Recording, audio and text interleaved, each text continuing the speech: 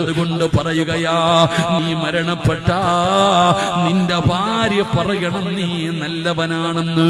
എന്റെ ഇക്കയാരാണെന്നറിയോ? 5 നേരം നിസ്കരിക്കുന്ന മനുഷ്യനാ.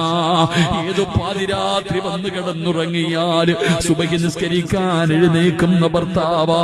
പറയുമ്പോ ഭാര്യയ്ക്ക് വല്ലാത്ത ഒരു മനസ്സുണ്ടാകണം, വല്ലാത്ത ഒരു ധൈര്യത്തോടെ ഇക്കാ ഇക്കാ ഇക്കാ എന്ന് പറയാ 100 നാവ് വേണം മക്കളെ. അതുകൊണ്ട് നീ നിന്റെ ഭാര്യയെ കുറിച്ച് നല്ലത് പറയിപ്പിക്ക്, നീ നല്ലവനായി ജീവിക്ക്, എങ്കിലും നിന്റെ ഭാര്യ നിന്നെ കുറിച്ച് നല്ലത് പറയും. ഉമ്മാ, ഭർത്താവിനെ കൊണ്ട് നല്ലത് പറയിപ്പിക്കും ഉമ്മാ.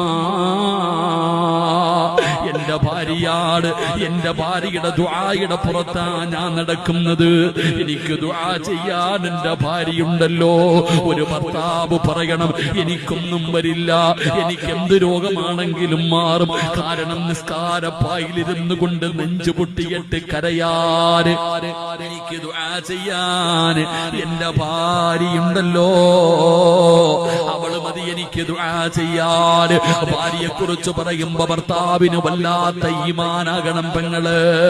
അങ്ങനെ പറയണമെങ്കിൽ റബ്ബനാ ഹബിലനാ മിൻ അസ്വാജിനാ വദുരിയാതിനാ ഖുർറത